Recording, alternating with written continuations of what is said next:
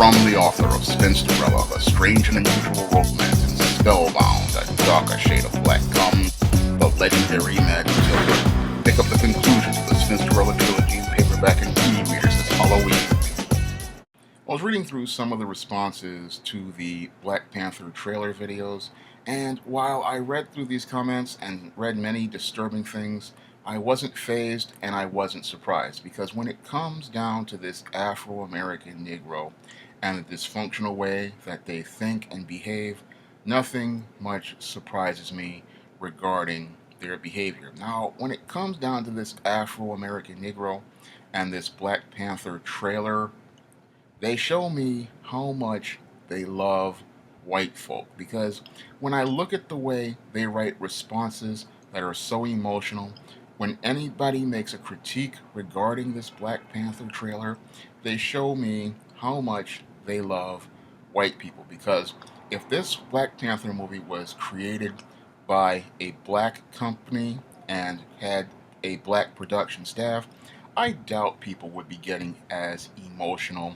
about this movie. Now, what most people will tell you when their first argument about this Black Panther movie is that the Black Panther movie is made by a black screenwriter, a black director, and has black actors in it.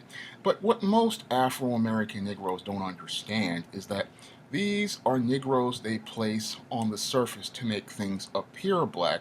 And once you go behind the scenes of this film and see who is in charge of the paychecks, who is the executive producer, you start to see that those people are white. And you also start to see that the people who are making your Black Panther movie are employees of the Disney Corporation.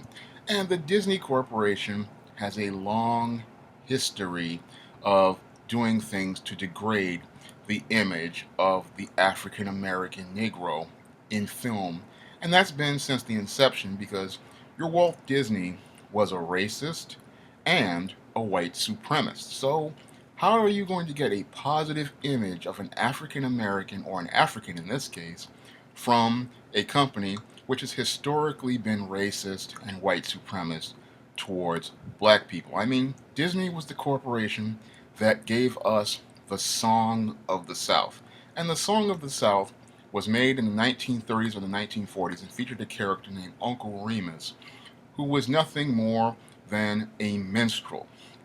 And this was Walt Disney's only film to feature an African American character in a lead role, until we got Princess and the Frog during the later 2000s. And The Princess and the Frog itself was also a racist film, because in that film, yes, we got a black princess, which was the passive part, but the aggressive part was we didn't get a black male prince. No, Princess Tiana wound up with a Arab man, Naveen, as her prince. So what they did with The Princess and the Frog was show us that they did not see black on black love. What they did was they gave you a princess, but they didn't give her a black prince to live happily ever after with. And after making your Princess and the Frog, a couple years later, your Disney Corporation goes out here and hires Shonda Rhimes, a black woman, to go create a television show called Scandal. And on this Scandal television show, we have this rich, powerful black woman who works for the government, who is the side piece to the president of the United States. So we have multiple examples here of this Disney Corporation participating in racism and white supremacy. But these Afro American Negroes believe we're going to get an amazing Black Panther movie that's going to present a positive portrayal of the Afro American Negro, showing me how delusional this Negro is, especially when you think about the productions that were just produced this year. Now, in addition to your Scandal and other shows like Blackish, which show us that a black man is a scared brother even though he has success, this year your Disney Corporation escalated its war on the Negro image with The Bachelorette this summer. And with this Bachelorette show that they produced this summer, which featured the first black Bachelorette, we saw your first black Bachelorette go out of her way to emasculate black men, treat black men like children, and humiliate black men as she was supposed to be courting for the man who she would believe would love her. But on that show, as she went on her way, she first eliminated a man who was wearing a $6,000 Brioni suit, worked at a job that was equal to hers, and eliminated him in the first episode. Later on, as this Bachelorette series went on, she eliminated four black men in one episode of this Bachelorette, like wrestlers in the Royal Rumble. I thought I was watching Kane eliminate people in the 2001 Royal Rumble, the way those black men were tossed over the top on this Bachelorette show. And all that Bachelorette show was all about was presenting the image of the black female deifying and worshiping white men. Because at the end of that Bachelorette show, all Rachel Lindsay picked was a white man at the end of that show. No different than your Princess and the Frog, where we saw Princess Tiana holding the arm and being saved by a non black man. A slap in the face to this Afro American Negro male who was sitting there coveting and lusting, believing that this Black Panther movie is going to be the thing that presents him in a positive light. And he hasn't even looked at the 2017 fall schedule to look at a little ABC show called The Mayor. Now, this Mayor is a certified minstrel show, and on this Mayor show, we have this Courtney Rose, who is an aspiring rapper, and he makes raps in his closet, who decides to run for mayor just to get his name out there so he can get a record deal. And he then wins the role of the mayor of his county, and this young male is shown to be completely incompetent, completely in over his head, and he needs a little white girl to come in and show him how to govern his municipality. This show is a minstrel show that comes straight out of the 30s with scripts that come straight out of old Amos and Andy episodes. And this black man's interactions with people are on the level of something with Shirley Temple and Al Jolson.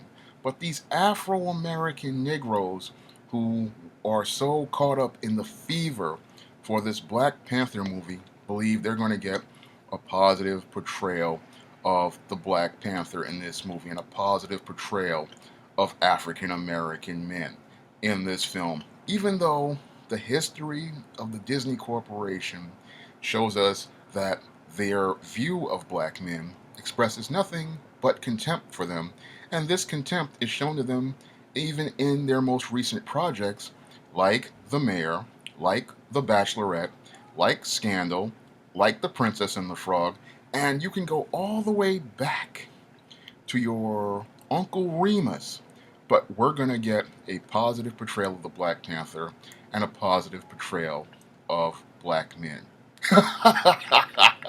But I'm not going to laugh too much about these Negroes because these Negroes, they are just caught up in their emotions, caught up in their own delusion, and they don't want to see the reality regarding this Black Panther movie. No, they are betting all their hopes, their wishes, and their dreams on this Black Panther movie, believing that it's going to lead to some sort of revolution and some sort of change regarding how the world sees them. Because all these emotional responses I see regarding this Black Panther movie, they are all about one thing: getting the love, attention, and approval of white folks. Because when it comes down to many of these Afro American Negroes, they love white folks. And this is something David Carroll has talked about.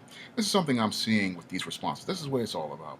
They love white folks. And they believe if they go out here and soldier for this Black Panther movie, they will get the love and attention from white folks. And they believe that this will lead to future opportunities of getting attention from white folks. If they like this character, the Black Panther, was created by two Jewish guys, Stan Lee and Jack Kirby, it will lead to them getting acceptance from white people. And they can use that as an opportunity to get more attention from white people. Now, the producers of these movies, they have not made this contract with this Negro. This is a covert contract he has created with by himself and believes will be fulfilled by white folks by spending money to go see this movie, spending money to go support this movie.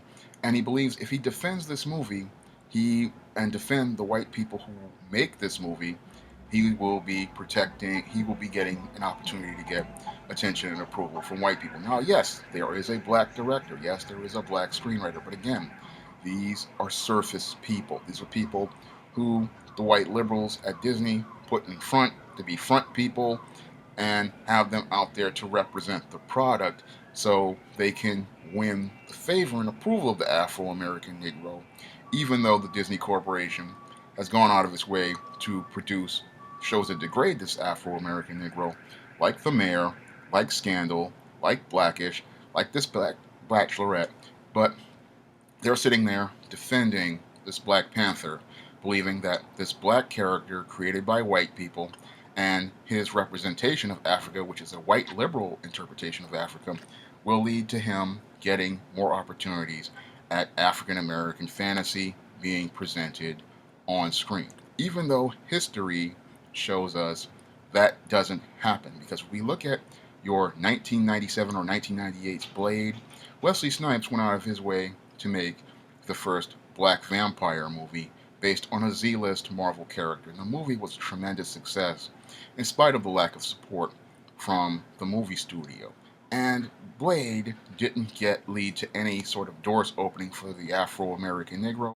No, after Blade was a tremendous success at the box office, what Hollywood did in its efforts to revive the superhero movie genre after Joel Schumacher killed it with Batman Forever and Batman and Robin was they pushed Wesley Snipes to the side and decided they were going to go out here and get Bryan Singer to go create an X-Men franchise for them, and then get Sam Raimi to create a Spider-Man franchise for them.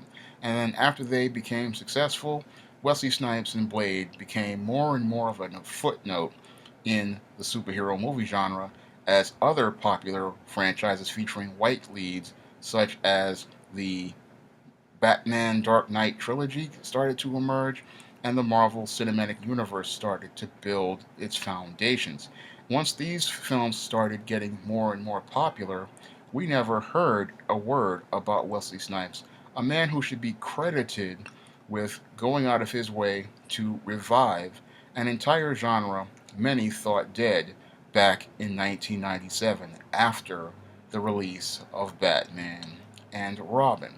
But according to these Negroes, we're supposed to see some sort of revolution that's going to come from this Black Panther film release. And I'm here to tell you that this is not going to be 1984 and The Cosby Show. When it came down to Bill Cosby's Cosby Show, Bill Cosby's Cosby Show was a revolution because before The Cosby Show, all we got were stereotypes. And even in shows that were created for black people by white people, like What's Happening, Benson, there was still all sorts of stereotypes placed in those shows, even though those shows featured black actors in lead roles. And when it came down to black people, they didn't have much control over these shows, as evidenced by John Amos's vehement protest to the way James Evans was depicted on Good Times, because he and Esther Rolle vehemently protested the way these characters were presented, and even Robert Guillaume protested the way Benson was portrayed when they started running episodes of Benson. He was making efforts to try to present a more positive portrayal of Benson, and that's why we got a little bit of a change there. But with Good Times, when James Evans went to protest to the white producers, they killed James Evans. I mean, John Amos went out of his way, Esther Rolle, and both of them were so upset they wound up both. John Amos was fired, and Esther Rolle wound up leaving the show because of the way they depicted African Americans in a stereotypical fashion on those programs. And when the Cosby Show came along, we had Bill Cosby, a man who was very well educated, very professional. He went out of his way to present you with a more balanced and humanized image, and a lot of black people got behind it because this was the first show to ever go out here and present us with a middle class family a balanced picture of black people, a picture of a responsible black man and a responsible black woman in a household with good, clean cut kids. And we didn't get that ever in the history of black cinema. And this was done because, one, you had a black man as one of the executive producers, and you had a black man in charge of the creative control. So he had part of control over the media and the narrative, and that's what was revolutionary. And that's what led to over 20 million people tuning in 1984. Now, The Cosby Show was a revolution for black people because it led to paving the way for other African Americans to come in and present more balanced and humanized images, like Robert Townsend. And the only way we got that media was because they spent their own money to create that media and create the narrative for that media. Because I remember reading about Robert Townsend and his creation of Hollywood Shuffle and how he used his own credit cards to create that film to make the commentary about how we got so many stereotypes being presented in films in Hollywood and how they were related to white people's view of black people, not how we viewed ourselves. Because throughout the film, Robert Townsend in his satire was showing us how we saw ourselves and then how the white people saw us and how it reflected on how we were seeing, how we were presenting ourselves and showing us how Hollywood relates to the black actor in Hollywood.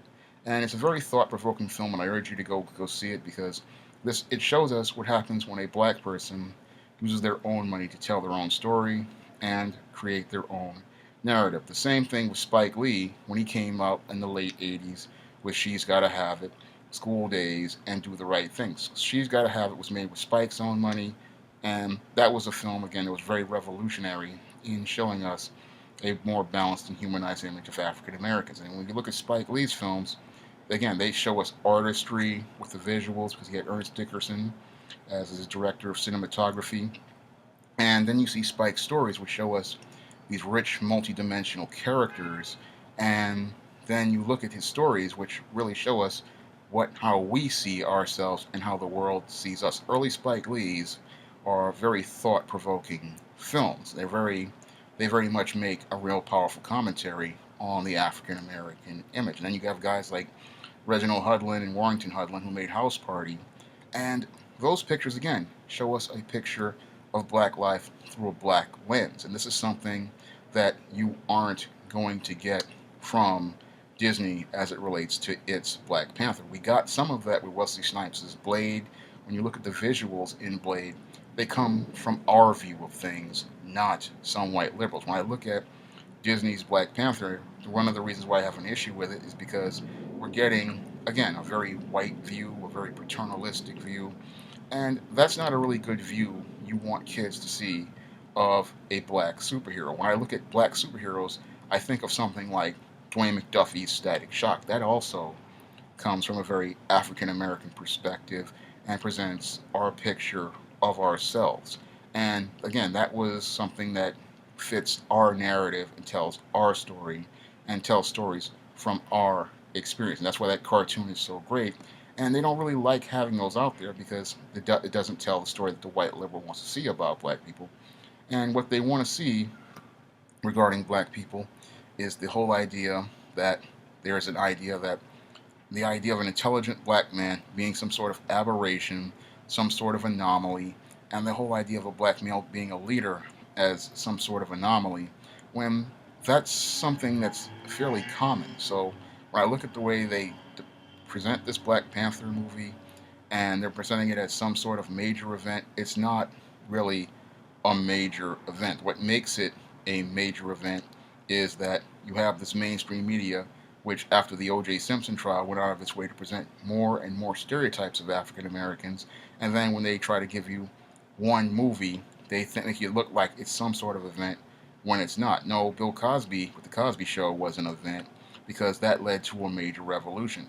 This I don't see leading to a major revolution because when I look at the picture of the media and I see all these SJWs on the liberal side with Disney, I see them with the same paternalistic ideas about black people because that's what I saw being presented in Spider-Man Homecoming. Now, Spider-Man Homecoming was supposed to be an adaptation, but they gave us white Peter Parker with black Miles Morales' story, and then they gave us diversity characters which were paper thin and extremely shallow, showing me that the SJW agenda is creeping in to the Marvel Cinematic Universe, and these stereotype diversity characters, which are just as bad as old 1970s diversity characters, are creeping in. That's another thing that has me apprehensive about this Black Panther movie, because when it comes down to this company, they are out to push this SJW narrative where they don't give you humanized black people. No, they give you stereotypes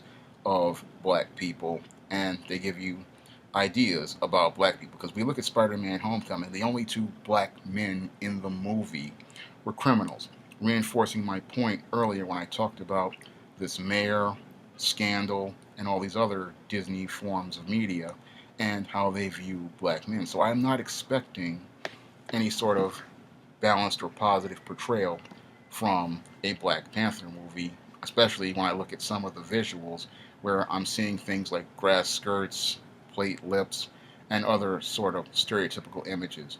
Moreover, I'm seeing an image of black manhood that is kind of a bit appalling to me when I see this Black Panther movie. I looked at a couple of frames in that trailer, and I'm seeing this Black Panther. He's surrounded by females, and a black man being surrounded by females, that's something that comes from the Afro American Negro. That's not an African thing. Usually, black African men are surrounded by other African men. And this comes again from that single mother household and that maternalistic household he comes from. So when I see Black Panther surrounded by Dora Milaje guards who are masculine females, and I see him always being around females in one of some of the frames, and then you have these white men, those images don't relate to a positive image of black masculinity. In contrast, when I look at Luke Cage, when you look at his view of black masculinity, he's surrounded by black men. In the first 6 episodes, he was surrounded by black men, and those black men were helping him shape his mission and the goals he wanted to set as a black man. When I look at this Black Panther, surrounded by females, and that's again another image that most Negroes aren't going to pay attention to because they're just so caught up in the whole emotions and ideas about seeing a black superhero, is that they're not thinking about what story is being told. Now, when I look at Static Shock and I saw a black superhero, I saw a story of a black superhero, but I also saw a black father in that picture, and that had a major impact on how that character was presented. When I see a black man surrounded by females, that tells me a story that's going to have some sort of dysfunction in that story. And when I look at guys like Killmonger, all emotional, again, telling me another story that's dysfunctional related to this Afro American Negro. And again, I listen to the comments in the comments section, and most of these ad hominem attacks, they don't faze me, but they show me how troubling things are as related to this Afro American Negro. Because this Negro will sit here, and again, he believes this high in the sky dream that this film is going to be a revolution that leads to change in his image.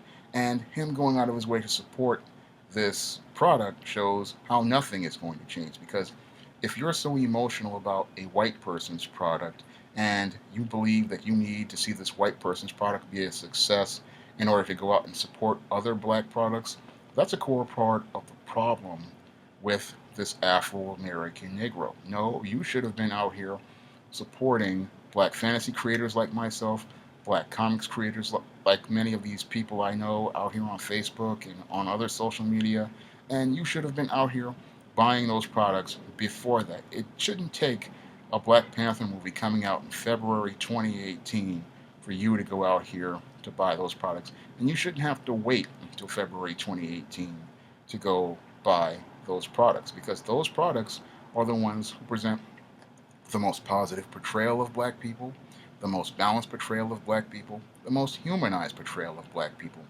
But you don't want to support those products because you need a permission slip from white people in order to do that. And that permission slip comes on the ticket of a Black Panther movie, showing us how much of a slave many Afro American Negroes still truly are, and how they still believe in looking for white approval and white attention, and how all this anger about criticism of this Black Panther movie is all about defending white people because all they want is the attention and approval of white people. And this is what this film is all really represents. It's a covert contract between the Afro American Negro and white people. And they believe if they fulfill their part of the bargain, white people will fulfill their part of the bargain. Unfortunately, white people never signed on for this, and this is not a bit about any sort of attention or approval for them. It's all about making money for them. And after they make their black dollars at the Negro's expense, what they're going to do is just like they did after Wesley Snipes revived the superhero movie genre, give the Negro absolutely nothing in exchange for his movie ticket other than another ticket to Avengers Infinity War, and that's going to be it because they never made a deal to make any more black superhero movies, black fantasy movies, or any other sort of movie with this Negro. And this Negro believes it's going to lead to an explosion in popularity in black fantasy and black science fiction. And that again shows me the low self esteem many of these Negroes have regarding their own image. If you want to have popularity for black fantasy, black science fiction, and black futurism, you should be creating that platform yourself. That's what I'm doing right now. And I'm not looking for white approval or white attention because that's not what I came into this for. I came here to publish stories that I believe presented a positive image of African Americans, a balanced images of African Americans, and to show that there is diversity in the fantasy genre. I didn't come here looking for white attention, white approval, or to ask them to tell me that it's okay for me to sell my own stories and publish my own stories. No, I publish my own stories because that's what I want to do. And I know that when I control the money for those stories and I control the media stories, I control the narrative of those stories. And controlling the narrative of those stories is the most important thing because that's why the image of those stories comes from a black view. And that black view is one of the most important things related to it. Now, a lot of these people in the comments section, they come at me talking about how I'm jealous and I'm bitter. I'm not jealous of anybody related to this Black Panther movie. I'm happy for their success, but I want people to temper all their emotions for this Black Panther movie with some logic and reason and some common sense and take a longer, more panoramic look at this Disney Corporation and how it presents their image and how their image is being presented in this film. Again, as a screenwriter, I look at this film and I don't see anything that impressed me. I see Marvel Studios just patronizing black people, making a Black Panther movie to try to make a fast black dollar in the same way Hollywood wanted to make a fast dollar during the black exploitation era when they were struggling. Because I look at Hollywood right now, Hollywood is struggling right now to make money, and they want to make a fast dollar at the expense of black people to keep themselves going until they can get to the next big hit. And this is something that the Negro doesn't understand about Hollywood as it relates to black people. They don't see black people as a priority. Their priority is white people in foreign markets. When it comes down to black people, they really don't see us as someone who's that important. If they did, they would have gone out of their way to produce this Black Panther movie years ago when Wesley Snipes revived the superhero genre. They wouldn't have just left it and waited till they made a dozen other movies and then went and made this movie. And I look at this Black Panther movie and all the hype behind it, and I want black people to temper that, again, that emotion with some common sense and to stop thinking so emotional because what you call bitterness is called discipline, and what you call being jealous is called the guy who has seen the business, has seen people get their hopes up, and seen people get thoroughly disappointed when they finally realized that Hollywood really wasn't about them. They were all about pushing the media that fits their narrative and tells the story they want to see about black people, and they want to see that story through a white lens, and in many cases, never through a black lens. If you'd like to see me make more videos like this, you can donate to my Patreon by clicking the link in the description box. And if you want to try some SJS Direct publications, like the ISIS series, the East Eve series, and the Temptation of John Haynes, you may do so by clicking the link to Amazon.com. That's all I have to say for this video. You can comment, rate, and subscribe.